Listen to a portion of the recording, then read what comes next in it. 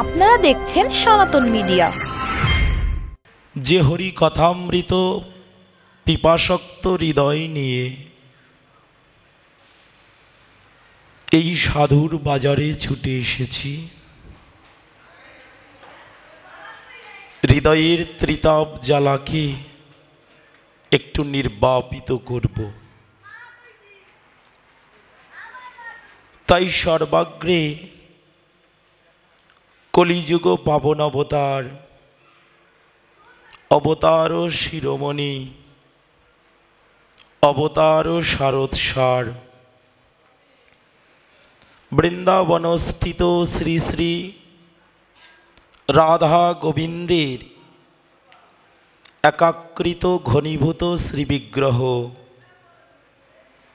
এবে নবদ্বীপ লীলায় শ্রীকৃষ্ণ চৈতন্য মহাপ্রভুর শ্রীপাদ পদ্মে নমামি। প্রেমদাতা দয়াল নিতাই চাঁদের মহা অনুকম্পায় বঙ্গ বসুন্ধরার পবিত্র শ্রীমিত্রিকা ষড়মঙ্গল শ্রী শ্রী রাধা গোবিন্দ ও দুর্গা মন্দির প্রাঙ্গণ, কলিযুগের যুগধর্ম, জাতি ধর্ম, পরম ধর্ম যে হরিনাম যজ্ঞানুষ্ঠান, তার পূর্ব দিবসে ভগবানের অহৈতুকী প্রেমামৃত যে ভক্তি যজ্ঞের মঙ্গলময় আয়োজন, আজ প্রথম রজনী শ্রীমদ্ ভাগবতম সাক্ষাৎকার ভাগবত প্রবেশিকা সম্বন্ধে। কারণ এক একটা ধাপে অগ্রসর না হয়ে, যেমন যদি পাঁচতলায় উঠতে হয় সর্বপ্রথম একতলায় যেতে হয়, তাই না বাবা?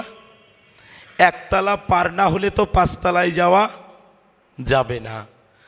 তদ্রূপ আজকে আমাদের ভাগবতম সাক্ষাৎকারের বিষয় জগতে ভাগবতের অবতারণা এবং কেন ভাগবত জগতে আসলেন। সনাতন ধর্মের বহুবিধ গ্রন্থ আছে, কিন্তু তারপরেও ভাগবতের কেন এত মূল্য, এই প্রসঙ্গে আমরা আলোকপাত করব।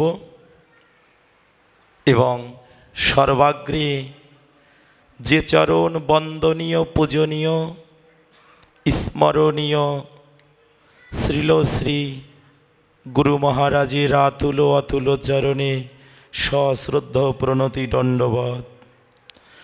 সম্মুখে যে সমাগত, দূর দূরান্ত হইতে আগত যে ভক্ত সজ্জন মণ্ডলী ছুটে এসেছি হরিকথামৃত আস্বাদনের জন্য, সকল ভক্ত মা এবং বাবা প্রত্যেকের রাতুল অতুল চরণে এই দীনহীন দাসের সশ্রদ্ধ প্রণতি দণ্ডবৎ।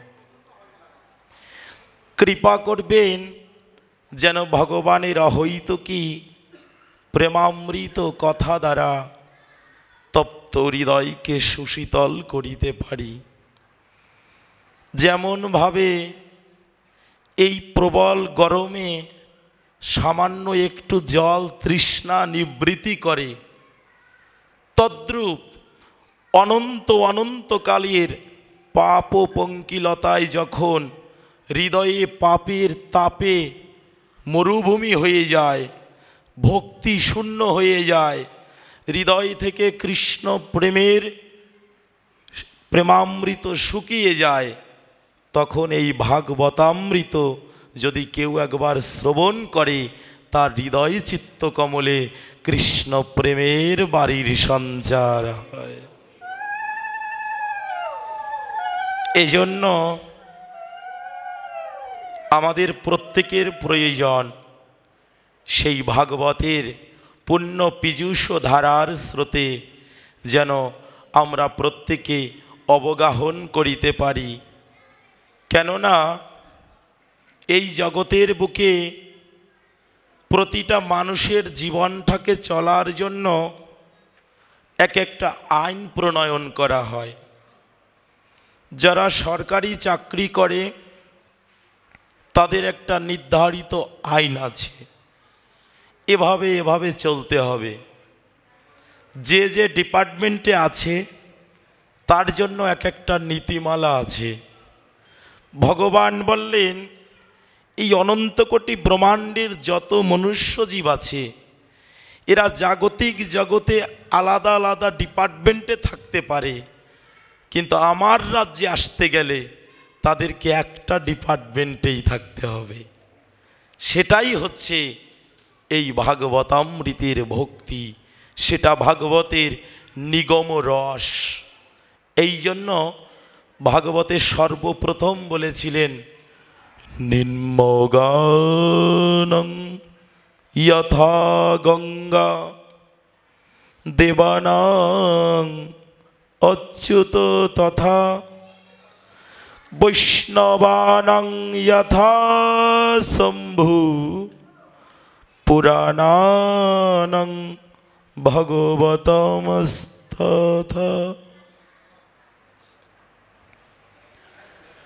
নিম্নগামী জলের ধারাটাই কিন্তু উপর থেকে নিচে নামে, তাই না বাবা?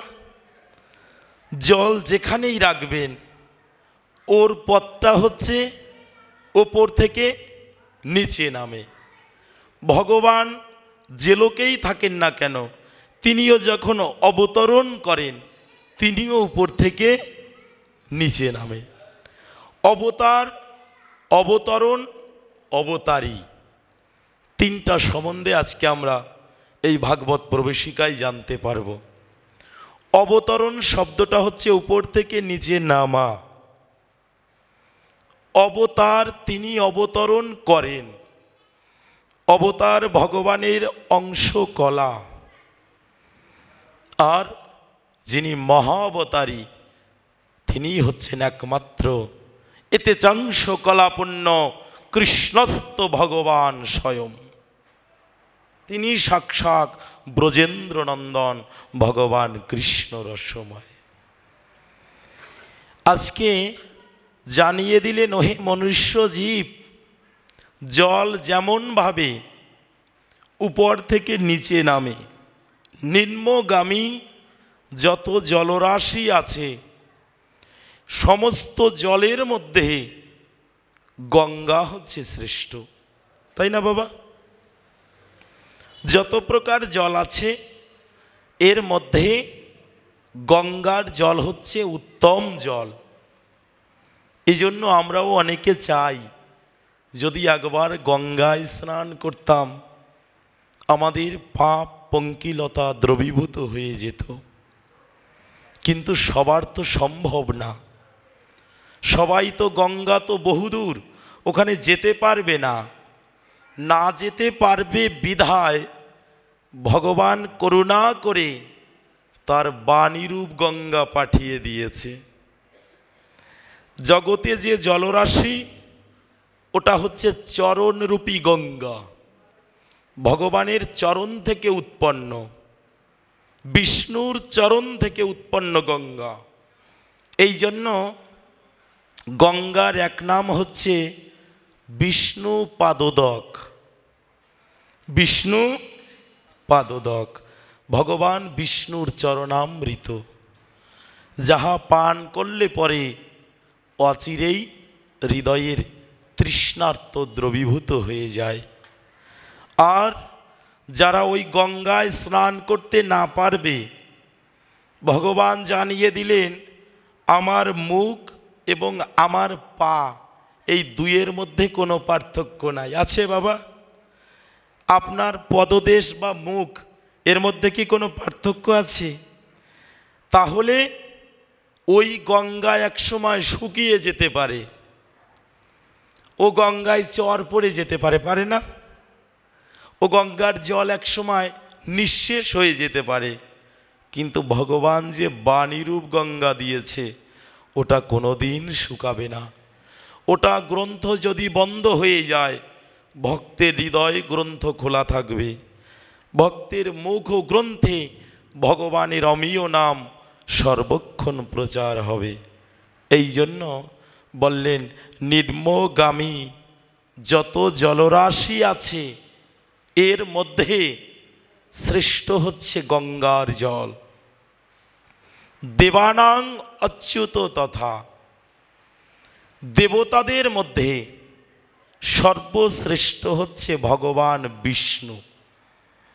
এই জন্য দেখবেন আমরা সনাতন ধর্মাবলম্বী যে কোনো পূজা করতে গেলে আগে বিষ্ণু স্মরণ করতে হয়, আগে বিষ্ণুর উদ্দেশ্যে তুলসী নিবেদন করতে হয়। বিষ্ণু পূজা না করে পূজা সম্পূর্ণ হয় না। সমস্ত দেবতার মধ্যে বিষ্ণু শ্রেষ্ঠ। এই জন্য শ্লোকটায় বলছে দেবানাং অচ্যুত তথা, সমগ্র দেবতার মধ্যে বিষ্ণু শ্রেষ্ঠ। পরবর্তীতে বলছে বৈষ্ণবানাং যথা শম্ভু, অর্থাৎ বিষ্ণু জানাতি বৈষ্ণব, ব্রহ্ম জানাতি ব্রাহ্মণ। যিনি বিষ্ণুকে জানেন তিনি বৈষ্ণব, আর যিনি বিষ্ণুকে জেনেছেন তার হৃদয়ের মধ্যে কোনরূপ দ্বিধা দ্বন্দ্ব অহংকার দ্বেষ হিংসা প্রবৃত্তি থাকতে পারে না। কারণ ভগবান বিষ্ণু সমগ্র বিশ্বময়, আর যখন ভগবান সমগ্র বিশ্বময় থাকে তখন একটা ছোট ইতর প্রাণীকেও আঘাত করা যায় না। কারণ আমার মধ্যে যে আত্মা ওই পশুটার মধ্যেও একই আত্মা, তখন তার প্রতি আঘাত করা যায় না। এই যে জ্ঞান, সর্বজীবকে সমান দেখা, এটা ভাগবতের একটা উপহার। এটা জীব বুঝতো না, সর্বজীবকে সমান দেখতে হবে। তোমার শত্রু বাহিরে না, তোমার শত্রু হৃদয়ে। এটা যদি আমরা বুঝতে পারি, ভাগবতের কত সুন্দর দেখুন দৃষ্টান্তগুলো, তবে আমাদের হৃদয়ের সকল বিভেদ চলে যাবে। আমার শত্রু বাহিরে নয়, আমার শত্রু ভিতরে। 6 জন শত্রু সর্বদা ভজন থেকে দূরে রাখে। এই জন্য বাহিরের কারো সাথে কোনো দ্বন্দ্ব আসতো না যদি আমরা ভাগবতটা বুঝতে পারতাম। ওমা, এই মনুষ্য জগতের একমাত্র প্রেমের বার্তা যে গ্রন্থটা বয়ে এনেছিল ওটাই হচ্ছে ভাগবত, যেখানে কোনো জাতাজাতি নেই, যেখানে বর্ণভেদ নেই, যেখানে ছোট ধনী গরিব কেউ নেই। কারণ ভাগবতামৃতের দৃষ্টান্তটাই ছোটকে বড় জ্ঞান করা, ছোটকে বড় জ্ঞান করা। সেটা কেমন আপনাদের মনে প্রশ্ন হতে পারে। তাহলে যখন পরীক্ষিত সভায় গেলেন তখন 60,000 মুনি ঋষির মধ্যে কোনো মুনি ছিল 100 বছরেরও বয়স্ক, যাদের বয়স গণনাও করা যায় না। এত বড় তীক্ষ্ণ বিদ্বান, এত বড় শাস্ত্রজ্ঞ মুনি ছিল ওখানে। কিন্তু 16 বছরের একটা বালককে বসানো হলো আসনে। মুনিবৃন্দ বলতে পারতো না? সেখানে তো হাজারো হাজারো মুনিবৃন্দ ছিল যারা ত্রিকালজ্ঞ, সব জানেন, ভূত ভবিষ্যৎ জানে। বললেন না কেন জানেন? এই জগতে জাগতিক বিদ্যা একটা আর পরলৌকিক বিদ্যার একটা। এটা পার্থিব জগৎ, ওটা অপার্থিব জগৎ। ভাগবতে ভক্তি ছাড়া একটা শ্লোক নাই। যার মধ্যে ভক্তির আবেশ না ঘটানো হয়েছে। 18,000 শ্লোক বলা হয়েছে, প্রতিটা শ্লোক ভক্তির রসা দিয়ে পরিপূর্ণ। এই জন্য ভক্তির পাত্র ছিলেন সুখদেব গোস্বামীপাদ, যিনি জন্ম হইতেই কৃষ্ণ ভক্তিতে বিলীন। এবার দেখলেন মহারাজ পরীক্ষিত একা স্নান করলে তো তার পাপ চলে যাবে, আমাদের গতি কি হবে? যদি সুখদেবের মতো স্রোতস্বিনী গঙ্গার বাড়ি যদি আমাদের পরে পরে, মহারাজ পরীক্ষিতকে ব্রহ্মশাপগ্রস্ত, আর আমরা তো জন্মাবধি হইতেই শাপগ্রস্ত। মহারাজ পরীক্ষিতকে সাপ পেয়েছে, আর আমরা মাইক জগতে এসে ভগবানকে না ভজন করে আমরাও সাপে শাপগ্রস্ত। এবার যদি মহারাজ পরীক্ষিত উদ্ধার হয়ে যায়, আমাদের কি হবে? এই মনোবৃত্তি নিয়ে বসালেন একমাত্র ত্যাগী পুরুষ, যিনি ভাগবতের অপ্রাকৃত প্রেম বাড়িকে জগৎ জীবের কাছে বিতরণ করতে পারে, যার হৃদয়ে বিন্দুমাত্র কৃপণতা নাই। দেখবে অনেক সময় যারা সেবা দিতে পছন্দ করে, নিজে না খাইয়ে অন্যকে খাওয়ায়, ওই লোকের উপরে দায়িত্ব পড়ে, তুমি আমাদের ভক্ত সেবার প্রসাদটা দিয়ে দেবে। আর যিনি নিজে ভোগ করতে চায়, তাকে সকলে দায়িত্ব দেয় না। আজকে যে প্রেমের ভাণ্ড নিয়ে এসেছিলেন কৃষ্ণ দ্বৈপায়ন বেদব্যাস, যে পাত্রটা ছিল সুখদেব গোস্বামীর করকমলে, সুখদেব গোস্বামী বিন্দুমাত্র কৃপণতা করেনি, কলিহত জীবের জন্য অকাতরে দিয়ে দিয়েছে। এই জন্য তাকে সম্মান জানানো হলো, তাকে বসানো হলো, তাকে আসন প্রস্তুত করে দেওয়া হলো। এখান থেকে আমাদের শিক্ষা নিতে হবে, যে কৃষ্ণ ভক্ত সেই বড়, সেই পূজনীয়। যে ভক্ত সেই পূজনীয়, সে বয়সে ছোট হোক বা বড় হোক। কারণ শাস্ত্রের কথাটি, ভক্তিভাবে যে ভজে সেই বড়, অভক্তহীন ছাড় কৃষ্ণ ভজনে নাই জাতি কুল বিচার। এই জন্য ভাগবতের এই প্রেমটা এতটা ঘনীভূত। এ প্রসঙ্গে আমাদের বৃন্দাবনের রাধা বিনোদ গোস্বামীপাদ বলেছেন, ওহে মনুষ্য জীব, এই মানব জন্ম পেয়ে যিনি একবার ভগবানের লীলা কথা শুনল না, যিনি একবার ভাগবতামৃতের এই প্রেম রসকে একটু তার হৃদয় পাত্রে রাখার জায়গা দিল না, আন কথা দিয়ে হৃদয় পাত্রটাকে ভরে রেখেছে, কিন্তু একটু সামান্য কৃষ্ণ নামামৃত দিয়ে হৃদয়টা ভরবে, এই পাত্রটা যার হলো না, কলিযুগে তার মুক্তি বড়ই দুর্লভ। তার মুক্তি বড় দুর্লভ, বড় কষ্টসাধ্য। কারণ এই যুগের যুগধর্ম যেমন হরিনাম, আর ভজনের ক্ষেত্রটা ভাগবত শ্রবণ, হরিকথা শ্রবণ। গৌরাঙ্গের মধুর লীলা যারো কর্ণে প্রবেশিলা, সুনির্মল হৃদয় ভেল তার। আমরা অনেক সময় চিন্তা করি, আমাদের হৃদয় থেকে তো দ্বিধাদ্বন্দ্ব যায় না, অহংকার যায় না। বাবা, এগুলো যাওয়ার জন্য আপনাকে বারবার হরিকথা শুনতে হবে। যতবার আপনি ভক্ত চরিত্র শুনবেন, যতবার ভক্তের মহিমা শুনবেন, ততবার আপনি নিজেকে ছোট ভাবতে পারবেন। আর নিজেকে ছোট না ভাবতে পারলে কোনোদিন ভগবানের কৃপার হাতটা মাথায় পড়বে না। ছোট ভাবতে ভাবতে যতটা নগণ্য হবে, ততটাই পদতলে থাকতে পারবে। কিন্তু দাঁড়িয়ে পড়লে হয়তোবা কৃপাটা নাও আসতে পারে। এই জন্য ভাগবত যে স্রোতের ধারা নিয়ে এসেছে এটা অত্যন্ত রসালো সুমিষ্ট। এই প্রসঙ্গে ভাগবত প্রথম অধ্যায়ে প্রথম স্কন্ধে আমাদের জানাচ্ছেন কি এই ভাগবতের স্বরূপ তত্ত্ব।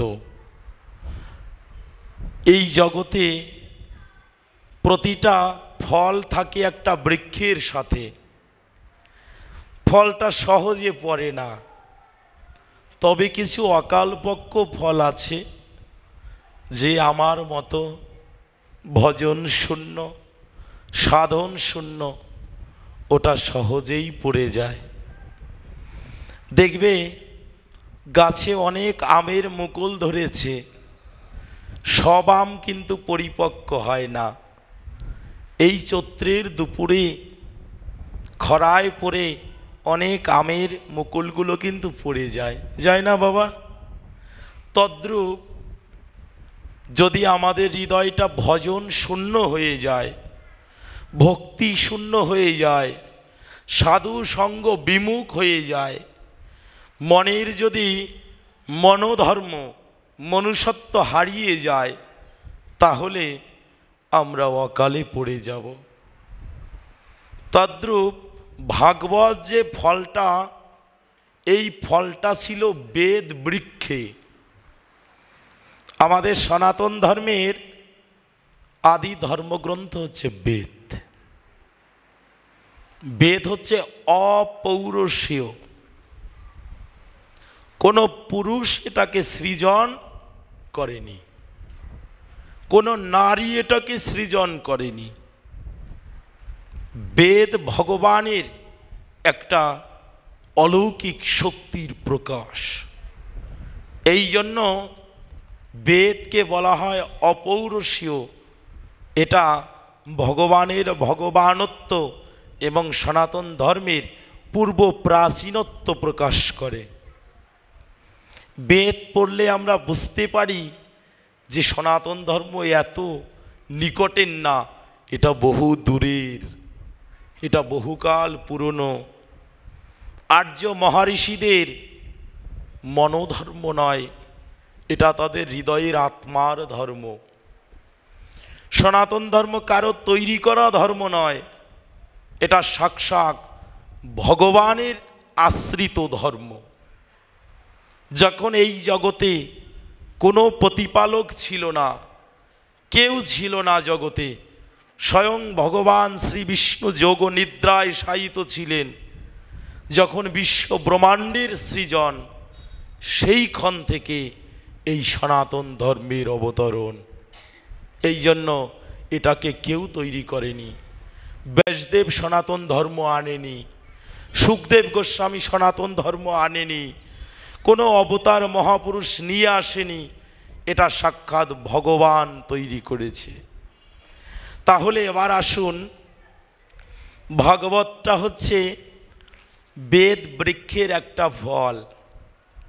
আচ্ছা, বেদ্রুপ বৃক্ষে একটা ফল ধরেছে, ফলটা দেখতে খুব সুন্দর, কিন্তু সুন্দর হলেই তো হবে না, ওটা কি সুপরিপক্ক কিনা সেটাও তো দেখতে হবে। কারণ বহিরঙ্গে দেখতে সুন্দর, কিন্তু ভিতরে যদি নোংরা হয়, ওই ফল কখনো ঠাকুরের সেবায়ও লাগবে না, ভক্তের সেবায়ও লাগবে না। এই জন্য বিচার্য বিষয় ফল কি পরিপক্ক কি না, তাই না বাবা? ভাগবতের যে ফলটা, নিগম বৃক্ষ কল্পতরু বিগলিত ফলম, নিগম বৃক্ষ কল্পতরু বিগলিত ফল। অনেকে মনে ভাবতে পারি ফল কি তাহলে গলে গেছে? না, গলে যায়নি। ফল যখন পরিপক্ক হয়ে গেছে, এইবার ফল তার শাখা থেকে মাটিতে পড়ে গেছে। আচ্ছা দেখুন তো, যে ফলটাকে আমাদের আঘাত করা লাগতো, বোটার সাথে লেগে থাকতো, এইবার ফল যখন পেকে গেছে, আপনি আপনি বৃন্ত থেকে মাটিতে পড়ে গেছে, তাই না? আচ্ছা, যদি সেই ফল মাটিতে পড়ে যায়, ওটা যদি সুপরিপক্ক থাকে, তাহলে যে পাবে সেই একবার মুখে দেবে, তাই না? দেখতে রসালো, সুন্দর পরিপক্ক হয়েছে, যে পাবে সে একবার চাইবে আমি যদি একটু পেতাম। তদ্রূপ ভাগবতামৃত পুণ্য পীযূষ যাদের ভাগ্যে একবার হয়েছে, তিনি আরও চায় আমার ভাগ্যে যদি একটু সেই কৃষ্ণ নামামৃত রসালো ফল হতো, আমার জীবনের তৃষ্ণার্ত ক্ষুধার্ত এই জ্বালাগুলো চলে যেত। এই জন্য ভাগবত প্রবেশিকা আমাদের জানা প্রয়োজন আছে, কারণ আমরা কলিহত জীব, আমাদের সব আছে। বাবা, একটু ভালো করে শুনে নিন, আপনার দেহে সব কিছু আছে, কিন্তু আত্মা নেই। ওই দেহ যতই সুন্দর হোক, কেউ স্পর্শ করবে না। যাদেরকে সারা জীবন ভালোবেসেছেন, সেও আত্মাবিহীন দেহকে ভালোবাসবে না। তদ্রূপ জগতে সকল কিছুই ছিল, কিন্তু ভক্তি ভিন্ন কখনো ভগবত কৃপা সম্ভব না। ভক্তি ভিন্ন গুরু কৃপা, বৈষ্ণব কৃপা কোনোটাই সম্ভব না। এই জন্য ভক্তির পাত্রটা, ভক্তির গ্রন্থটা, ভক্তির ভাণ্ডটা এই ভাগবত, যেটা ভাগে ভাগে বিশ্লেষণ। একটা হচ্ছে ভগবত, আর একটা হচ্ছে ভাগবত। ভগবত আর ভাগবত এক বিষয় না। ভগবত হচ্ছে ভগবান হইতে জ্ঞাত, অপাদান কারক, সপ্তমী বিভক্তি। ভগবান হইতে জ্ঞাত, যেটা একমাত্র ভগবান সব থেকে ভালো জানেন। যেমন আমাদের শ্রীমদ্ ভগবত গীতা, ওটা কিন্তু কখনোই বলবেন না শ্রীমদ্ ভাগবত গীতা, ওটা শ্রীমদ্ ভগবত গীতা। আর এইটা হচ্ছে ভাগবত। গীতা হচ্ছে ভগবানের মুখনিসৃত বাণী বা উপদেশ বা অ্যাডভাইস, আর ভাগবত হচ্ছে তার জীবন চরিত লীলা। মনুষ্য জীব, তুমি ভগবানের কর্ণামৃত শ্রবণে যখন কর্মের দিকে প্রবৃত্ত হবে, তখন ভগবানের লীলা তোমার প্রয়োজন। ভগবান কিরূপ লীলা করেছে, মনুষ্য জীব তার লীলা থেকে শিক্ষা পাবে, আর জীব তার জীবনটাকে ভক্তি রাজ্যের দিকে নেবে। এই জন্য কলিযুগের প্রতিটা মানবের প্রয়োজন এই ভাগবতের পূর্ণ প্রেমকে একটু ধারণ করা। কেন বাবা? দেখবেন যে পাত্রটা জল ধারণ করে ওই পাত্রটার শীতল থাকে, আর যে পাত্রটা কোনো ইলেকট্রনিক গ্যাস বা কোনো দ্রব্য ধারণ করে ওই পাত্রটা উত্তপ্ত থাকে। তদ্রূপ যারা ভাগবতের প্রেমে ডুবে আছে ওদের হৃদয়টা শীতল, এজন্য ওরা সাধু। আর যারা ভাগবতের প্রেম পায়নি ওদেরকেই বলা হয় অসুর, ওরাই দৈবগুণ বিরোধ। কারণ আপনাদের আছে জানা, দেবাসুর সমুদ্র মন্থনে অমৃত দেবতারা পান করে, কিন্তু দেখুন ভগবানের কতটা কৃপা। ভগবান বললেন, আরে যে অমৃত উঠেছিল দেবতারাই তো খেয়ে নিল, তা আমি যে বলেছি দেব দুর্লভ মনুষ্য জন্ম, অমৃত তো দেবতারা খেয়ে নিল, কিন্তু আমি যে বললাম এই মানুষ হচ্ছে দেবতাদের থেকেও শ্রেষ্ঠ জন্ম, তাহলে এদের ভাগ্যে কি হবে? এটা তো আমরাও ভাবতে পারি না বাবা? দেবতারাই সব খেয়ে নিল, কিন্তু আমরা মনুষ্যকুলে জন্মগ্রহণ করে আমাদের ভাগ্যে কি হলো? এই জন্য ভগবান কত সুন্দর করে দেখুন, একটু ভাগবতের পূর্ব দিকে বলে দিয়েছে যে ওহে মনুষ্য জীব, দেবতারা অমৃত খেয়েছে, এই জন্য দুঃখ করো না, এই জন্য তোমরা শোক করো না, এই জন্য তোমরা মনক্ষুণ্ণ হইও না। দেবতারা অমৃত খেয়েছে, আমি তোমাদের জন্য নামামৃত এনেছি, যদি একবার পান করো তাহলে সমস্ত জ্বালা দ্রবীভূত,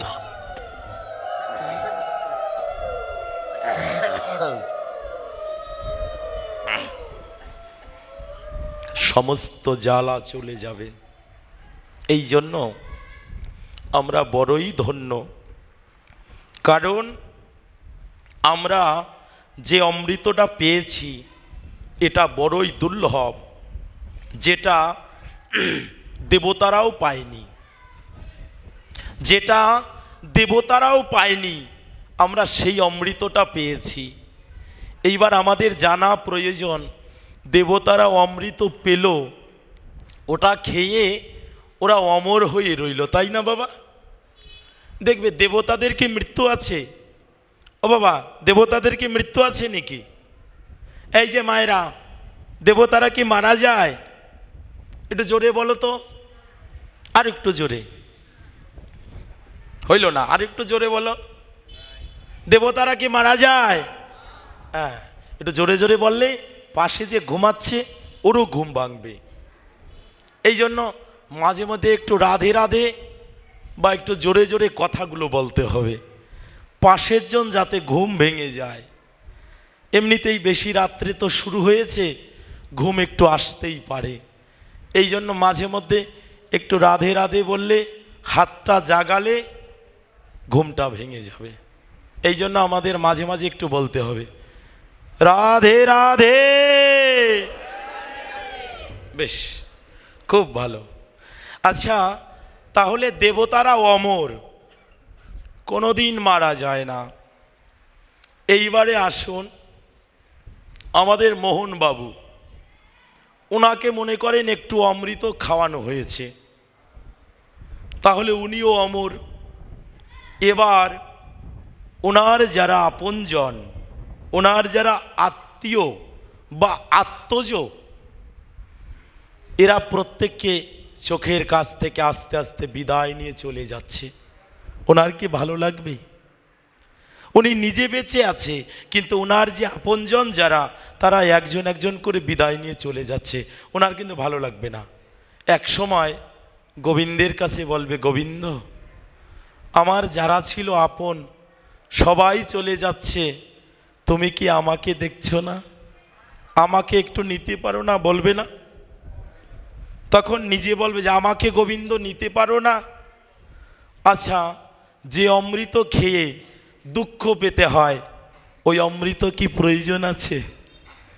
দেবতারা অমর হয়ে রয়েছে, মানব যদি ওটাকে আস্বাদন করে, ও যদি মৃত্যু না হয়, চোখের কাছ থেকে সকলে বিদায় নিয়ে চলে গেল, আমার তো মরণ হয় না।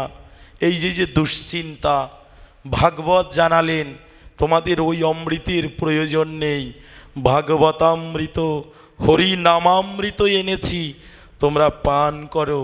ওহে মনুষ্যজীব, তোমাদের এই জগতের যে স্থানান্তর, এই জগতের যে ময়লা পোশাক পরিবর্তন, এটা তোমাদের হবে, কিন্তু অন্তিমকালে অনন্ত সময়ে তোমরা আমার চরণ কমলে আশ্রয় পাবে।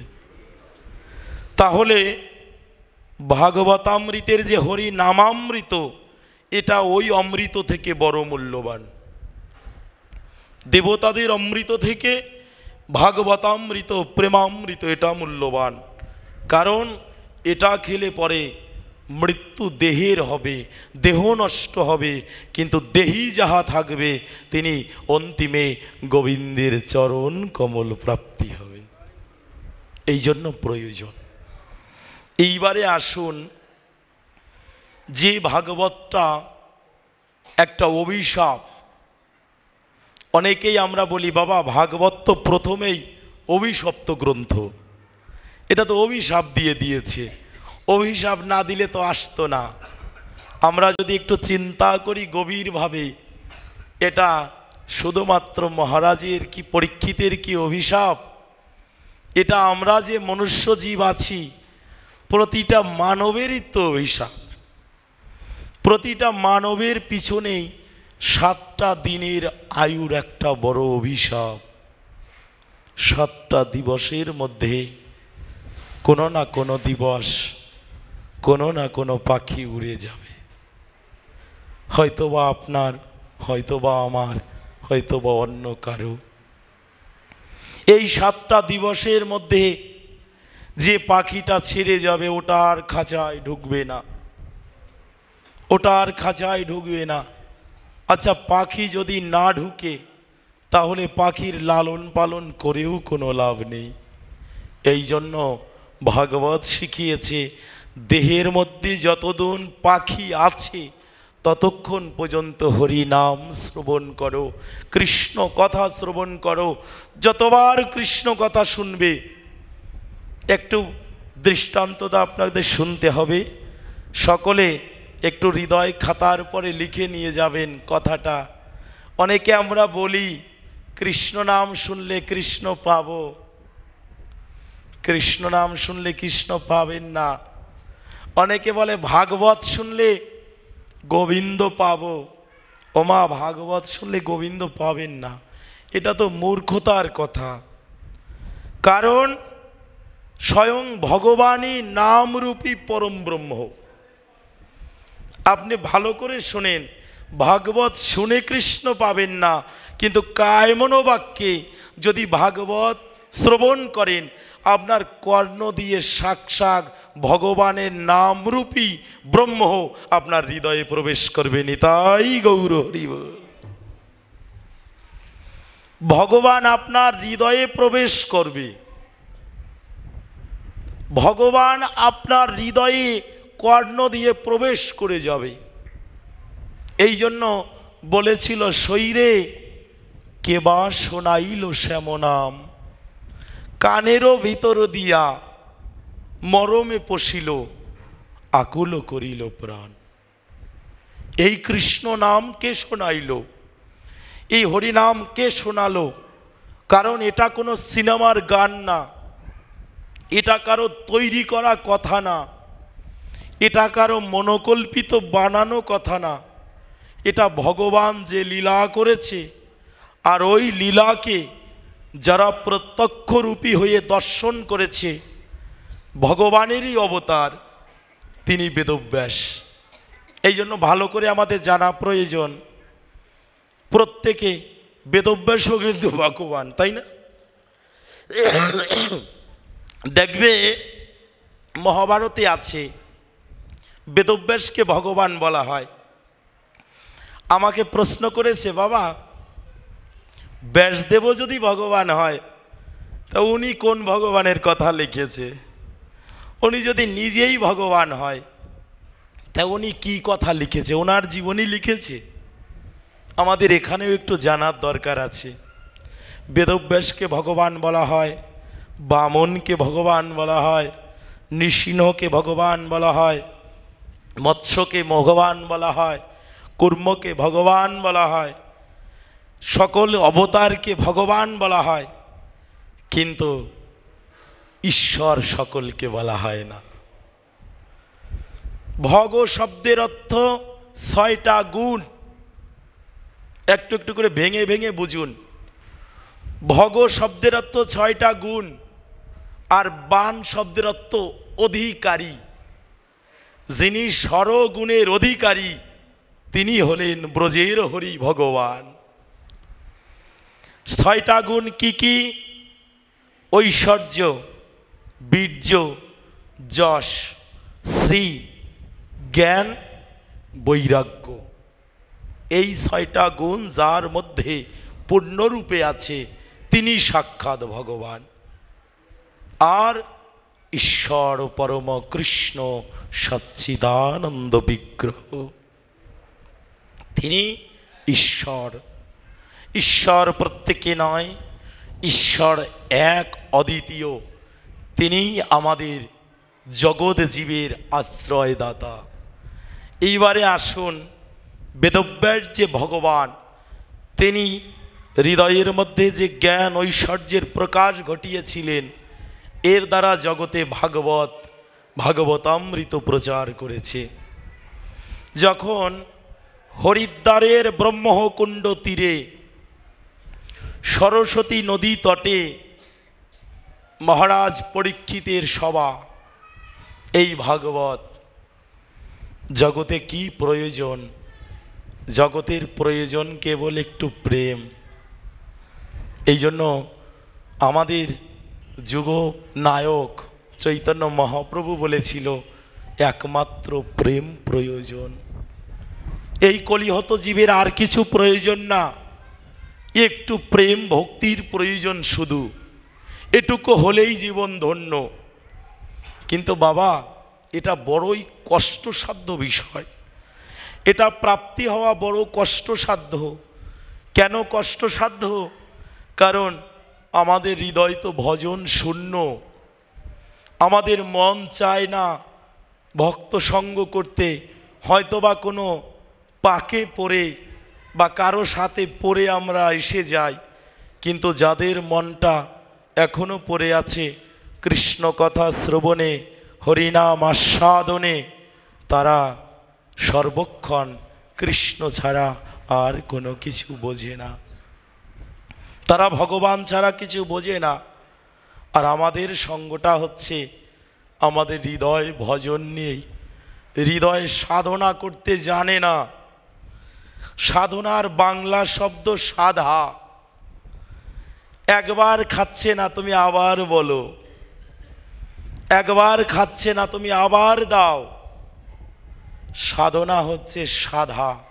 যতবার সাধবে, সাধতে সাধতে একদিন হয়তোবা তিনি গ্রহণ করবে। এটা যদি হৃদয়ে না থাকে তবে ভক্তি তো আসবে না। আর ভজনটা কি? ভজনটা কি? এই প্রসঙ্গে আমাদের বৃন্দাবনের পিয়াকুঞ্জের আচার্য মহন্ত মহারাজ 108 বিনোদ বিহারী দাস বাবাজি মহারাজ, তাকে জিজ্ঞাসা করেছিলেন এক ব্রজের বৃন্দাবনের ব্রজবাসী, বাবাজি এই যে আমরা বলি ভজন ভজন বা ভজন করতে হবে, এই ভজনটা আসলে কি? এই ভজনটা আসলে কি বা কাকে ভজন বলে? একটা হচ্ছে ভোজন আর একটা হচ্ছে ভজন। তাই ভোজন তো প্রত্যেকে জানি, কিন্তু ভজনটা কি? বাবাজি মহারাজ বলেছিলেন, ভজনটা হচ্ছে আমাদের জীবনে বড় একটা ভুল হয়ে গেছে। আমাদের জীবনে সাংঘাতিক একটা ভুল হয়ে গেছে। এই ভুলটা কি জানো? এই ভুলটা হলো, যেটা আমার ওটাকে আমি পর করে ফেলেছি, আর যারা সবাই পর ওদেরকে আমি আপন করে নিয়েছি।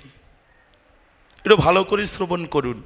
বলেছে যেটা আমার না আমি তাকে ভাবছি আমার, আর যেটা আমার আমি তাকে দূরে ঠেলে দিয়েছি। বললেন বাবা বুঝতে পারলেন না, আর একটু বুঝিয়ে বলুন। বাবাজি মহারাজ বলল, এই অনিত্য সংসার, স্ত্রী পুত্র পরিজন, বন্ধু বান্ধব, আপন আত্মীয় স্বজন পরিবর্গ, এরা কেউ আমার না, এরা কেউ আমার সাথে যাবে না, এরা কেউ আপন না আমার, কিন্তু আমি এদেরকে আপন করে নিয়েছি। আর যেটা আপন সেটা হচ্ছে করুণাময়ী রাধারানীর যুগল চরণ। সেই রাধারানীর চরণকে দূরে ফেলে দিয়েছি, রাধারানীর চরণকে ভুলে গিয়েছি, গোবিন্দের চরণটাকে ভুলে গিয়েছি। এই জন্য এই ভুলটাকে সংশোধনের নামই হচ্ছে ভজন। যারা বুঝতে পেরেছে যে গোবিন্দই আমার, আর জগতে যা আছে সব মিছে, তার ভজন হয়ে গেছে। যে বুঝতে পেরেছে ছলনার সংসার, সবাই ছলনা করে, কিন্তু এই ছলনার জগতে যিনি কোনোদিন ছলনা করবে না তিনি হচ্ছেন ভগবান, তিনি হচ্ছেন করুণাময়ী রাধারানী। যদি এটাকে আমরা সংশোধন করতে পারতাম আমাদের জীবনে ভজন হতো, এজন্য হলো না। এই জন্য চৈতন্যদাস বাবাজি মহারাজ বৃন্দাবনে শ্রী বিষ্ণু নবদ্বীপে মহাপ্রভুর জন্মস্থানের পাশে এখনো পর্যন্ত মন্দিরটা আছে। সিদ্ধ চৈতন্যদাস বাবাজি মহারাজ বললে সবাই চেনে, বা সিদ্ধ বাবার আশ্রম। ওনার একটা বাণী এখনো পর্যন্ত তার সমাধির পরে লেখা, দেখে আমার হৃদয়টা খুব অনুশোচনায় ভরে গিয়েছিল। বাবাজি মহারাজের সমাধিতে একটা প্রণাম করেছিলাম, আর তাকিয়ে দেখলাম একটা বাণী লেখা 2 লাইন একটা শব্দ। ওই শব্দটা ছিল, আমার ভজন হলো সারা, আমার সাধন হলো সারা, নদীর চাঁদের কান্তা আমি, কান্ত আমার গোরা। আমার ভজন সাধন কিছুই হলো না। একটিবার চিন্তা করুন, ভাগবত ভজন শিখাতে এসেছে, ভাগবত সাধন শিখাতে এসেছে, কিন্তু আমরা যদি সেই ভাগবতের আশ্রয় হয়ে আমাদের জীবনে যদি ভজন সাধন না হয়, তাহলে আমাদের জীবন বৃথা চলে যাবে। এ জীবনের কোনো মূল্য নেই। বাবা, একটা পিপিলিকা মারা গেলে কেউ খবর নেয় না, কিন্তু একজন মন্ত্রী মারা গেলে সবাই খবর নেয়। তদ্রূপ যদি ভজন না করে মারা যায়, ওই মৃত্যুর সংবাদ ভগবানও নেবে না। আর যদি আপনি ভজন করে জীবনটাকে গুরু গোবিন্দ চরণের দাস করে যদি মৃত্যুও হয়ে যায়, ওই মৃত্যুর খবর ত্রিলোকে জেনে যাবে। ওগো, এই জগতে ভগবান কাকে পছন্দ করে? ভগবান পছন্দ করে তার মনোমত ভক্তকে। শুধু ভক্ত নয়, তার মনের মতো ভক্তকে তিনি কৃপা করেন। এই জন্য ভাগবত শিখিয়েছে মনোমত ভক্ত হওয়া যায় কিসে। ভাগবত আমাদের জানিয়েছে, ওহে মনুষ্য জীব, যেমনভাবে দরজা বন্ধ করে দিলে বাইরের হাওয়া গৃহের মধ্যে প্রবেশ করে না, তদ্রূপ অহংকারের কপাট না খুললে কোনোদিন প্রেমের বার্তা, ভাগবতের বাড়ি, ভাগবতের প্রেম বাতাস হৃদয়টাকে শীতল করতে পারে না। নিতাই গৌর। হৃদয়ের তৃষ্ণার্ত যাবে না। হৃদয়ের তৃষ্ণার্ত যদি না যায়, তাহলে হৃদয়ের যে কপটতা, হৃদয়ের যে চতুরতা, হৃদয়ের মধ্যে যে অপরকে দেশ করবার যে বাসনা, নিজেকে বড় ভাববার যে চিন্তা, এটা যাবে না। এই জন্য ভাগবত শিখিয়েছে, ওহে মনুষ্য জীব, তোমরা যদি সেই পথের অনুগামী হতে চাও, তোমরা যদি সেই পথে চলতে চাও, তাহলে ভাগবতের পথটাকে আশ্রয় করো। অনেকে ভাবি, বাবা গীতা শুনলেই তো হয়ে যায়, ভাগবত তো শোনা লাগে না। গীতা ভগবানের বাণী, একটু ভালো করে শুনে নিন। গীতা শুনলেই আপনাকে পালন করতে হবে, না পালন করলে কিন্তু হবে না। কারণ ওখানে ভগবান উপদেশ দিয়েছে, ভক্ত জিজ্ঞাসা করেছে, ভগবান বলেছে। আর ভাগবতে আপনার উপদেশ নয়, ভাগবতে জীবন পরিবর্তন হবে। সেই রস ও সুধামৃত বলেছে যে মনুষ্য জীব, একবার পান করো, একবার পান করো। যদি একবার কৃষ্ণ প্রেমের বাড়ি পান করিতে পারো, তোমার এ জন্ম নয়, জন্ম জন্মান্তরের তৃষ্ণা দ্রবীভূত হয়ে যাবে। আচ্ছা, এইবারে আসুন, তৃষ্ণা ছিল পরীক্ষিত মহারাজের। তৃষ্ণা, আমার তো মৃত্যু সম্মুখে, কি করণীয়, কি করতে হবে আমরা জানি না। তৃষ্ণার্ত হৃদয়, নিজ পুত্র জন্মঞ্জয় সেদিনই মস্তক হইতে চূড়াটাকে ফেলে দিয়েছিল। কারণ অহংকার রূপ চূড়া মানুষ আত্মাকে গ্রাস করে। কেউ যদি 10 ভরি স্বর্ণ নেয়, তিনি এই হরিবাসরে আসতে চাইবে না 10 মিনিট হেঁটে। কারণ ওই সর্বমঙ্গল, ওই মন্দিরে যেতে অনেকটা পথ হেঁটে যেতে হবে, আমার প্রতি আক্রমণ হতে পারে। আজকে এই অহংকার হৃদয়ে থাকলে যেমন ভজন হয় না, তদ্রূপ মহারাজ পরীক্ষিত নিজের স্বর্ণ মুকুটটা ফেলে দিল। পুত্রকে ডেকে বলছে, পুত্র, এই জগৎ তো অনিত্য, আমি বুঝে গেছি। পুত্র ডেকে বলছে, বাবা, এই জগৎ অনিত্য হতে পারে, তুমি তো রাজা, তুমি প্রজাদেরকে প্রতিপালন করবে, প্রজাদেরকে দেখবে, প্রজা পালন করাই তোমার ধর্ম। তাহলে তোমার তো এমন কথা সাজে না। দেখুন, সেই দিন মহারাজ পরীক্ষিত বলেছিল, পুত্র একটা দন্ত লাঠির মতো, পিতা ওই পুত্রকে অবলম্বন করে। এক সময় আমার জীবনের অন্তিম বাঁশিটা বেজে গিয়েছে, শ্রমিক মুনির পুত্র শৃঙ্গী আমার কর্ণে ধ্বনিত করে দিয়েছে, এই অনিত্য সংসার 7 দিনের আয়ু নিয়ে কেউ বড়াই করো না, কেউ বড়াই করো না। মাত্র 7টা দিন আমাদের মনুষ্য জীবনের আয়ু। এই দিনগুলো ঘুরে ঘুরে আসছে, হয়তো বা আমার জীবনে আসছে, আর একজনের জীবনে নাও আসতে পারে। পুত্র জন্মেঞ্জয়কে বলছে, পিতা পরীক্ষিত মহারাজ, পুত্র তুমি আমার অবলম্বন, তোমার পরে সব দিয়ে আমি যাব যেখানে গেলে পরে আমার দেহের উন্নতি নয়, আমার আত্মার মঙ্গল হয়। কারণ আমি সারাটা জীবন প্রজা পালন করেছি, কিন্তু আমার দ্বারা হরি ভজন হয়নি।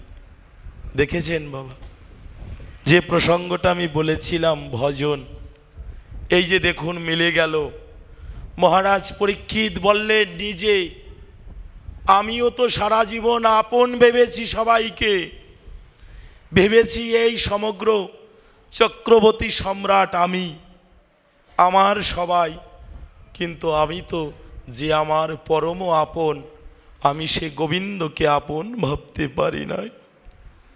এই জন্য আমি একটু সংশোধন হতে যাব। এই সংশোধন যিনি করেছিলেন তিনিই হচ্ছেন প্রকৃত ত্যাগী জিতেন্দ্রীয় পুরুষ শ্রীল সুখদেব গোস্বামী প্রভুপাদ।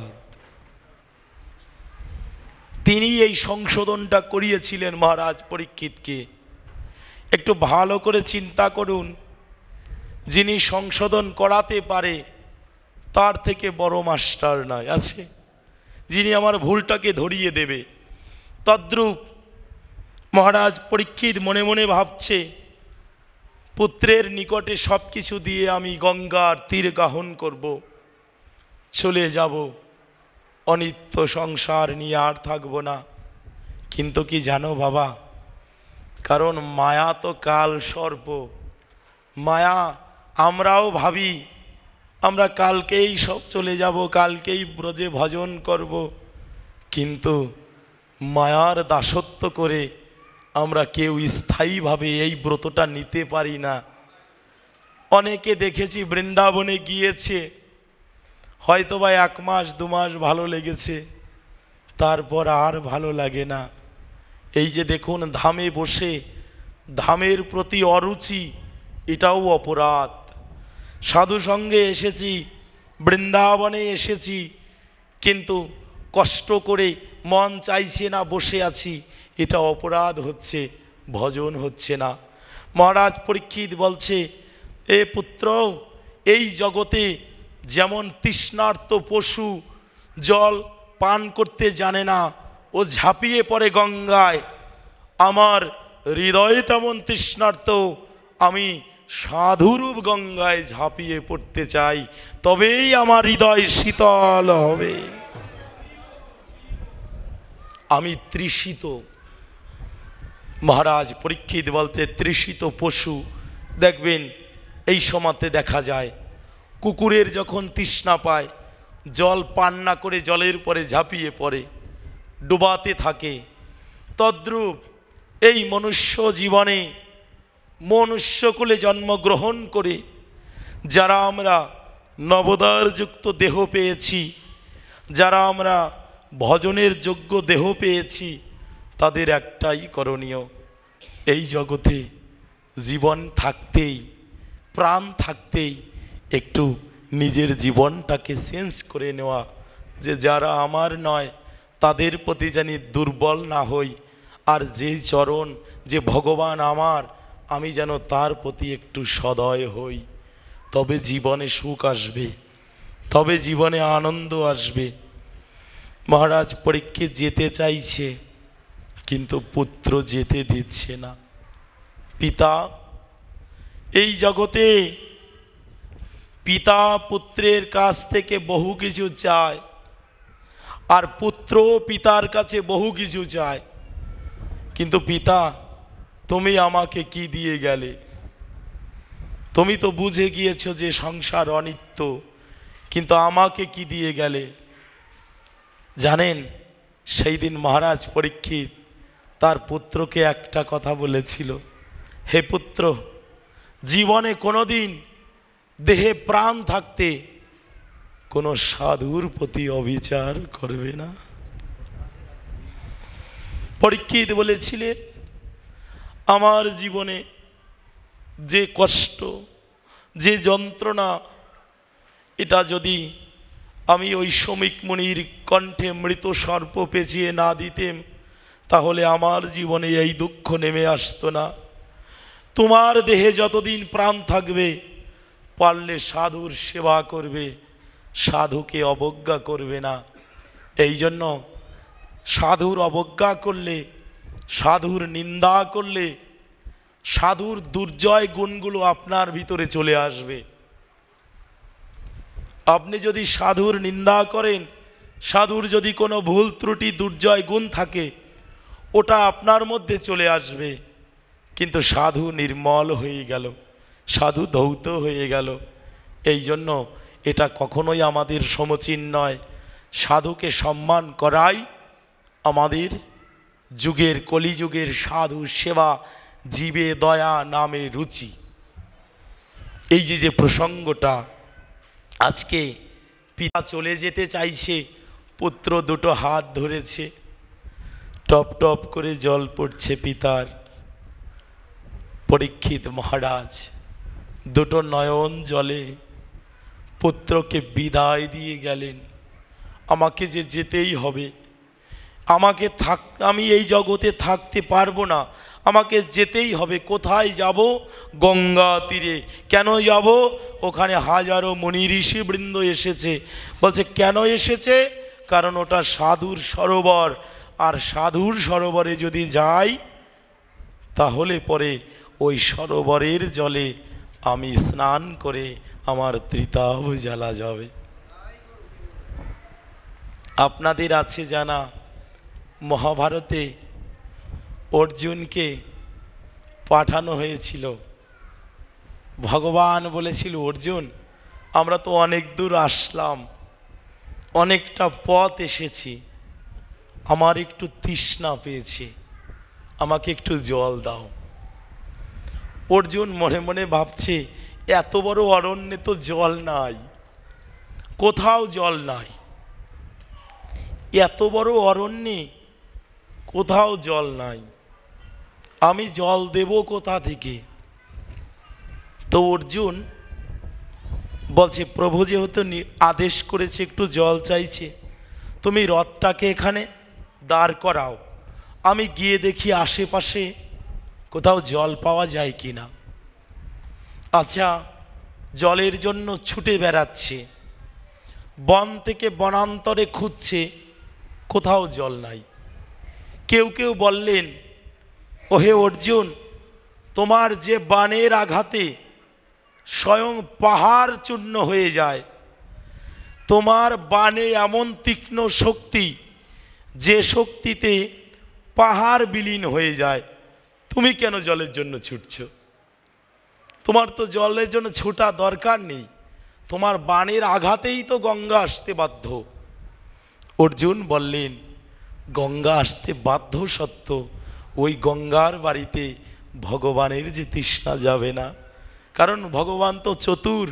আমরা 5 ভাই বুঝে গেছি, বাসুদেব কৃষ্ণের মতো চতুর কেউ নাই, এটা 5 ভাই বুঝে গেছে। দ্রৌপদী বুঝে গেছে তার আগে যে কৃষ্ণের মতো চতুর আর জগতে কেউ নাই।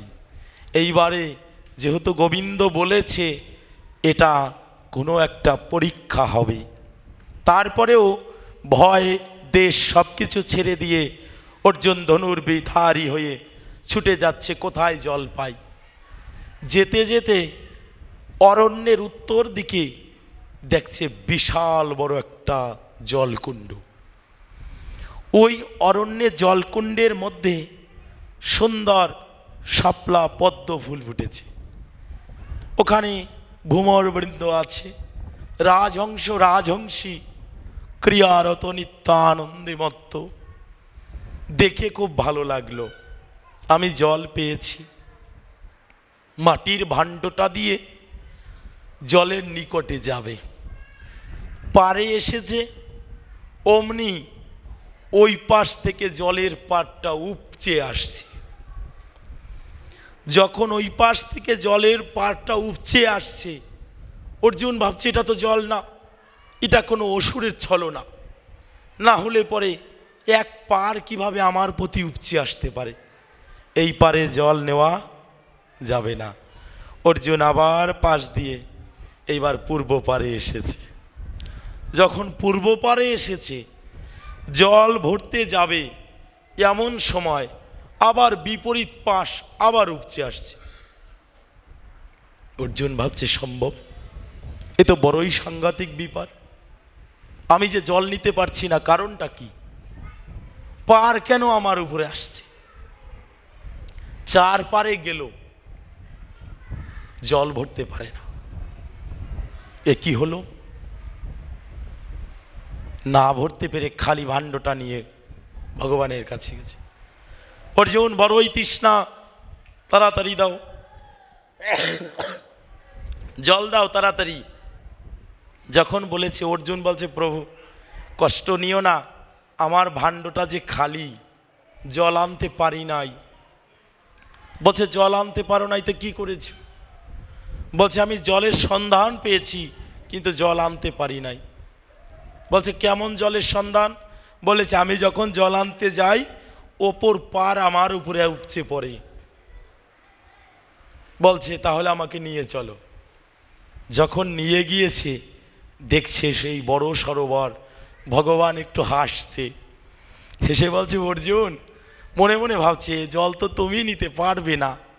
তারপরে বলছে, আচ্ছা তাই তুমি যাও, আমি এখানে দাঁড়িয়ে আছি, যাও জল নিয়ে আসো। অর্জুন পাত্রটা নিয়ে যখন গিয়েছে জলটা ভরবে, এমন সময় আবার ওই পার উপচে আসছে। ডেকে বলছে, কৃষ্ণ রক্ষা করো আমায়, এ যে এক মায়াবী সরোবর। ভগবান বললেন, অর্জুন তোমাকে তো আমি গীতার জ্ঞান দিয়েছি, তুমি তো দিব্যজ্ঞানী, এটা কোনো মায়াবী সরোবর না, এটা কোনো তৈরি করা কোনো বেদী না, এটা কোনো পুকুর না, এটা কোনো পুষ্করণী না। এটা কি জানো? যখন বলেছে এটা কি, এটা কি, একবার ভালো করে চিন্তা করো। ভগবান নিজে বলছে, ভগবান অর্জুনকে বলছে, আরে অর্জুন, এটা থেকে জল নিবে কিভাবে? এটা যে ত্রেতা যুগে আমার পরম শত্রু রাবণের মাথার খুলি, রাবণের মস্তকের খুলিটা এত জল ধরেছে, একটা সরোবর হয়ে গেছে, সরোবরে জল হয়ে গেছে, আর ওটাই যখন পাড়া দেয় অপর পাশ উপচে আসে। এইবার অর্জুন গোবিন্দের চরণের প্রতি হাতটা জোর করে বলছে, গোবিন্দ, এত বড় অসুরকে তুমি বধ করেছ, এত বড় অসুর, তাকে যে বধ করতে পারে তার মতন এত বড় ধনুর্ধারী তো কেউ নাই। আমি ভেবেছিলাম আমার ধনুকের ডঙ্কারে স্বর্গমর্ত পাতাল কাঁপে, জল আনা আমার জন্য দুষ্কর না, আমি আনতে পারবো। আমার অহংকার চূর্ণ হয়ে গেল। আমি বুঝতে পারলাম যেই ভগবান এত বড় একটা অসুরকে মারতে পারে, যে অসুরের মাথার খুলিতে একটা সরোবর হতে পারে, তার আকৃতি কত বড় ছিল। যে ভগবান এত বড় অসুরকে মারতে পারে, আজকে আমি সামান্য যোদ্ধা হয়ে ভেবেছিলাম জল আনাটা আমার জন্য কোনো ব্যাপারই না। এই যে দেখুন, অহংকার আসলে কখনোই সে গন্তব্যে যেতে পারে না। অর্জুন বুঝে গেল যে গোবিন্দ আমাদের বোঝাতে চাইছেন, অহংকার থাকা অবস্থায় তিনি কৃপা করে না। এইবার কি করেছে দেখুন, মহারাজ পরীক্ষিতের অহংকারও একই রকমভাবে চূর্ণ হয়ে গেল। পুত্রের কাছে বলল, আমাকে শৃঙ্গী যাহা বলেছে ওটা আমার কর্ণে ধ্বনিত হয়েছে, আমার মঙ্গল বার্তা। আচ্ছা বাবা, যদি প্যারালাইসিসের কোনো রোগী হয়, প্যারালাইসিসের কোনো রোগী হয়, সে কি বাঁচতে চায়? বেঁচে থাকতে চায়? বেঁচে থাকতে চায় না। সেভাবে যদি আমার দেহ থেকে প্রাণটা চলে যেত তাতেই মুক্তি। আচ্ছা বাবা, যদি একটা প্যারালাইসিসের রোগী বাঁচতে চায় না, কিন্তু মনে করুন একটা রোগী খুব গুরুতর অবস্থা, ডাক্তার বলে দিয়েছে যে মাত্র 24 ঘন্টা এর আয়ু আছে, তার জীবনের কেমন হবে? তার জীবনের গতিটা কেমন হবে? সে যদি ওটা শুনতে পায়, তার অনুশোচনায় ভেঙে আসবে। মাত্র 24 ঘন্টা সময়, হায় রে, অনন্ত অনন্ত কাল কাটলো, কত না দিবস চলে গেল, কত না দিন চলে গেল, তারপরেও তোমায় ভজলেম না, আর 24টা ঘন্টা শুধুমাত্র আমার জন্য অপেক্ষা। মহারাজ পরীক্ষিত বলছেন, 7টা আয়ু আমাকে শুনিয়ে দিয়েছে, এই জন্য আমার কোনো ঘুম নেই, তৃষ্ণা নেই, পিপাসা নেই, একটাই চিন্তা, কোথায় সেই মধুময় কৃষ্ণ নামামৃত পান করব। এটাই চিন্তা, এটাই ভাবনা। এজন্য পুত্রকে বলছে, আর বেঁধে রেখো না, আমার জীবনের সময় যে খুব সংকীর্ণ, আমাদের জীবনের সময়টা খুব সংকীর্ণ। এই যে দেখুন বাবা, আমরা যে মনুষ্য জীব, আমাদের জীবনের সময়ও একই রকম সংকীর্ণ। আজকে পরীক্ষিত মহারাজ যখন ডেকে বলেছে পুত্র জন্মেঞ্জয়ের নিকটে আমি যাব, আমি ফিরে যাব, কোথায়? যেখানে সাধুবৃন্দ আছে, 60,000 মুনি ঋষিবৃন্দ আছে। ছুটে গেলেন, মায়ার সংসার ফেলে, মায়ার বিত্ত বৈভব ফেলে চলে গেলেন ত্যাগী পুরুষ ত্যাগের দিকে। এই জন্য ভেবে দেখবেন, ত্যাগ ছাড়া জীবনে সুখ আসে না। ত্যাগ ভিন্ন জীবনে কেউ সুখী হয় নাই। ত্যাগ ছাড়া কারো জীবনে সুখ আসতে পারে না, এবং ত্যাগ কখনোই জীবনে কারো শান্তি দেয় না। আর হরিনাম একমাত্র জীবনে শান্তি দিতে পারে। এই জন্য আমি প্রসঙ্গটা এনেছি, হরিনামামৃত। এটা শুধু মন্থনকৃত অমৃত নয়, হরিনামামৃত। আর যারা এই ভগবানের কথারূপ নামামৃত আস্বাদন করে, কথারূপ নামামৃত পান করে, যেমন একটা দরজায় দুটো কপাট থাকে, একটা দরজায় দুটো কপাট থাকে। আমাদের এই দুটো কান যদি আমরা খুলে রাখি, হৃদয় দরজা যদি খুলে দেই, ভগবান কর্ণ দিয়ে হৃদয়ে প্রবেশ করে আপনার আনন্দ, ভগবান বৃন্দাবনেশ্বর আপনার হৃদ বৃন্দাবনে তখন তার লীলা বিলাস করবে। এই জন্য হরিনামামৃত সব থেকে মূল্যবান। এখানে আমাদের জানা দরকার, অনেকের মধ্যে একটু দ্বিধাদ্বন্দ্ব আছে যে হরিনাম করব, কেউ ভাবছে আমি দীক্ষা নিয়ে করব, কেউ ভাবে দীক্ষা না নিলেও হয় না, এরকম আছে না? আছি। অনেকে বলে আরে দীক্ষা নাও বা না নাও হরিনাম করো। আবার কেউ বলে না না, অদীক্ষিত অবস্থায় হরিনাম করলে তোমার কি হবে। এই যে দুটো মত, দুটো ভাগ, কেউ কেউ এক একজন এক একভাবে চিন্তা করি। আমরা এক এক দিকের ভাবে যাব না, আমাদের ভাগবত বা শাস্ত্র কি বলেছে আমরা সেই দিকে যাব। আপনি দীক্ষিত বা অদীক্ষিত হন, ভাগবতে শুনেছেন অবশ্যই প্রহ্লাদ চরিত্র, অবশ্যই ধ্রুব চরিত্র, পঞ্চম বর্ষীয় বালক দীক্ষা তো পায়নি, তারপরেও ভগবানের নামের প্রতি বিশ্বাস। এই জন্য দেখুন, আমি নিজে বিনোদ বাবাকে জিজ্ঞাসা করেছিলাম, বাবা দীক্ষা হয় কিভাবে? শুধু কর্ণে মন্ত্র নিলেই কি দীক্ষা হয়? আমরা সচরাচর যেটা দেখে আসি। বাবা আমাকে উত্তর দিয়েছিল, আরে খোকা, দীক্ষা হয় 5 ভাবে।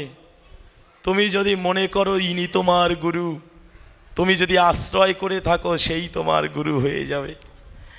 তুমি যদি মন্ত্র পাওনি, তার বাক্য শুনে শুনে পালন করতেছ, তুমি শিষ্য। এইভাবে 5টা দিকের কথা উনি বলেছিলেন, 5 প্রকারে গুরু হয়। তদ্রূপ আপনি দীক্ষিত বা অদীক্ষিত, হরি নাম কখনো ছাড়া যাবে না। হরি নাম প্রত্যেকের জন্য, আবাল বৃদ্ধা বনিতা প্রত্যেকের জন্য হরিনাম। আপনি মালা জপ করতে পারবেন, আপনি হরিনাম সংকীর্তন করতে পারবেন, আপনি একাদশী ব্রত করতে পারবেন। এই জন্য দীক্ষা অদীক্ষার ব্যাপার নয়, হরি নামের মালা জপ করা যাবে কি এই প্রসঙ্গে একটু জেনে নিন। হ্যাঁ, দীক্ষার আগেও আপনি মালা জপ করতে পারবেন, কারণ নাম জপ যখন করবেন তখন আপনি কার নাম করলেন? ভগবানের। কার নাম? ঠাকুরের নাম। অনেকে তো চিন্তা করি ধান ভাঙতে শিবের গীত। আমরা কোনো ঠাকুরের নাম জপ করি না, আমরা কোনো দেবতার নাম জপ করি না, আমরা জপ করি সাক্ষাৎ ভগবানের দিব্য নাম। এই জন্য ভালো করে শুনবে, জগতে যত প্রকার আছে সব হচ্ছে মন্ত্র, আর একটাই হচ্ছে মহামন্ত্র, যেটা আমাদের জপ্য, যেটা আমাদের কীর্তনীয়, যেটা আমাদের আস্বাদনীয়, যেটা আমাদের জীবনের সার, জীবনের সার ধর্ম। এই জন্য নাম আশ্রয়ী হতে হবে। এই জন্য মহারাজ পরীক্ষিত, একটু ভালো করে দৃষ্টান্ত দিয়েই শুনুন। মহারাজ পরীক্ষিত সেদিন ছুটে গিয়েছিল, একটু ভগবানের নাম কথা শুনবে, কারণ যজ্ঞ করার সময় নাই, তপস্যা করার সময় নাই, বড় বড় করে যজ্ঞ করবে সেই আয়োজন করার সময় নাই, সাধু সেবা দেবে, সাধু সেবার দ্রব্য কেনার সময় নাই, কারণ জীবনের আয়ু খুব স্বল্প। এই জন্য কি সময় আছে? একমাত্র শুদ্ধ ভক্তের বদন থেকে কৃষ্ণ নামামৃত কথা, হরি কথা, যা সাধন করলেই জীবের মঙ্গল, আমাদের মঙ্গল হবে। আর মঙ্গল যদি হয়, বাবা আর একটু শ্রবণ করুন, যদি মঙ্গল হয় তবে আপনার অমঙ্গল কেটে যাবে। এই জন্য ভাগবত একটা মঙ্গল বার্তা নিয়ে এসেছে, একটা মঙ্গল ধ্বনি নিয়ে এসেছে। কি বলেছে জানেন? ওহে মনুষ্য জীব, তোমরা সবাই এক ছত্র ছায়া ভাগবতের তলদেশে আসো, দেখবে তোমাদের আর ওই বহিরিপু অভক্তের যে ক্রোধরূপ যে বাণী, ওটা তোমার হৃদয়কে তীক্ষ্ণ করবে না। এই জন্য আপনারা অপরের কথায় কেউ কষ্ট নেবেন না। অনেক সময় একজন একজনকে নিন্দা করে, অনেক কথা বলে, কিন্তু সেই প্রসঙ্গে কেউ মনোকষ্ট পাবেন না, কারণ আমরা বড়ই ধন্য, বড়ই ধন্য। কেন? এই ভাগবত অন্য কোনো যুগে ছিল না, এই ভাগবত অন্য কোনো যুগে কেউ শুনতো না, এই ভাগবত অন্য কোনো যুগে কারো জীবনে ভাগ্যে হয় নাই, আমাদের ভাগ্যে হয়েছে। আমরা বড়ই ধন্য, আমরা বড়ই ধন্য। চারি বেদ দধি ভাগবত নবনীত, মাখিলেন সুখ আর খাইল পরীক্ষিত। যে খাদ্যটা নিয়ে এসেছে ওটা একটু খেতে শিখুন, ভাগবতের বাক্যগুলো একটু নিজে জীবন আচরণ করুন, দেখবেন নিজের সন্তানরাও সেই ভাগবত মুখী হবে, ভগবত গীতামুখী হবে, ভাগবত তত্ত্বটা বুঝতে পারবে।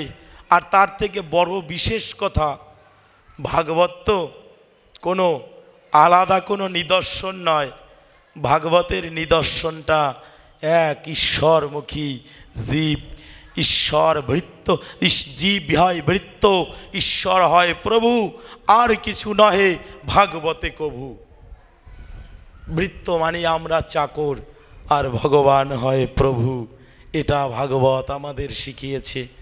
এই জন্য ভাগবত দুটো জায়গায় হয়েছে, একটা হরিদ্বারের ব্রহ্মকুণ্ড তীরে, আর দ্বিতীয়বার হয়েছে নৈমিষারণ্যে, যেটা শুক গদিতে স্বয়ং সুতমণি বলেছিলেন। দুটো জায়গায় ভাগবত হয়েছে। আর কলিযুগে আরেকটা জায়গায় ভাগবত হয়েছে, সেটা গোদাবরী তীরে রায় রামানন্দের সাথে মহাপ্রভুর ভাগবত। আর আমাদের ভাগবত হচ্ছে যেখানে ভক্তগণ একত্রিত হবে, যেখানে ভগবানের গুণকীর্তন হবে, যেখানে ভগবানের গুণকীর্তনে বাবাদের হরিধ্বনি আর মায়েদের জয়ধ্বনি একত্রিত হবে, যে ধ্বনিতে স্বর্গ প্রকম্পিত হবে, যে ধ্বনিতে আকাশ বাতাস ভরে যাবে, সেই ধ্বনিত জায়গায় যে মধুময় কৃষ্ণ নাম, এটাই হচ্ছে কলিযুগের প্রধান ভাগবত।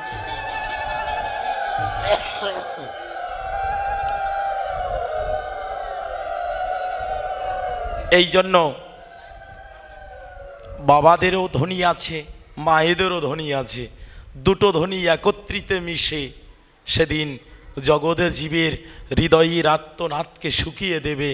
এই জন্য আসুন, আমাদের প্রতিটা মানবের প্রয়োজন, প্রতিটা জীবের প্রয়োজন এই ভাগবতকে অনুসঙ্গী করা, ভাগবতকে হৃদয়ঙ্গন করা। বাবা, একখানা ভাগবত গ্রন্থ, একখানা ভাগবত গ্রন্থ হেঁটে হেঁটে যাবে না যতক্ষণ না পর্যন্ত কোনো ভক্তের হাতে না পড়বে। এই জন্য ভাগবত জীবন্ত হয় ভক্তের হাতে, ভাগবত প্রাণ পায় এই ভক্তের কাছে। এই জন্য ভক্ত ছাড়া ভাগবত হয় না, ভক্ত ছাড়া ভাগবতের প্রেম নিষ্কাশিত হয় না। আমরা যে আলোচ্য বিষয় নিয়ে আলোচনা করলাম, যে জগতে ভাগবতের মহিমাটা কি, ভাগবতের মহিমাটা এটাই যে জীবন যেমন প্রাণ ছাড়া বাঁচে না, তদ্রূপ কলিহত জীব ভাগবত ছাড়া বাঁচতে পারে না। দেহ যেমন খাদ্য ছাড়া নির্জীব হয়ে যায়, আত্মা ভক্তি ছাড়া নির্জীব হয়ে যায়। দেহ যেমন দৈহিক ভোগ্য বস্তুকে ভোগ করে, আত্মা তদ্রূপ কৃষ্ণ নামামৃতকে ভোগ করে। এই জন্য ভাগবত জগতে সব কিছু থাকার পরেও তার এতটা মূল্য, এর কারণ এটাই যে জগতে সব ছিল কিন্তু প্রেম ছিল না, জগতে সব ছিল ভক্তির লেশ ছিল না, জগতে সব ছিল কিন্তু না পাওয়ার যে বিরহ, না পাওয়ার যে আর্তনাদ, এটা ছিল না। আর ওটাকে বোঝাবে বিধায়ী ভাগবত নিজে এসেছে বিগলিত স্রোতধারায়। অজীব, কোনোদিন স্নান করনি তো? আসো, একবার স্নান করো, একবার স্নান করো। যদি স্নান করিতে পারো, হৃদয়ের সর্বজ্বালা দ্রবীভূত হবে। এই জন্য আসুন, আমরাও ভাগবতামৃতে যেন হৃদয়ের জ্বালাকে নিবৃত্তি করতে পারি এবং হৃদয়ের দুঃখ কষ্ট যন্ত্রণা যেন দ্রবীভূত হয়ে যায়, এই মনোবৃত্তি রেখে আজকের মতে এই প্রবেশিকার মধ্যেই ভাগবত এবং সুখদেব এবং মহারাজ পরীক্ষিত এদের লীলার মধ্যেই ভাগবতকে বিশ্রাম রেখে দিলাম। রাত দীর্ঘ হয়ে গেছে, অনেকের ঘুম আসছে, কেউ কেউ ভাবছি একটু দীর্ঘ রাত্রি নাকি। কালকে কিন্তু এত রাত হবে না, হবে কালকে কটা? 8টা, 8টা বাজে। আগামীকাল কিন্তু একটু তাড়াতাড়ি শুরু হবে। ট্যাকেরাট হবে না, ওটাও বা এইটাও ভালো বলছে, ট্যাকেরাট 8টায় হবে না,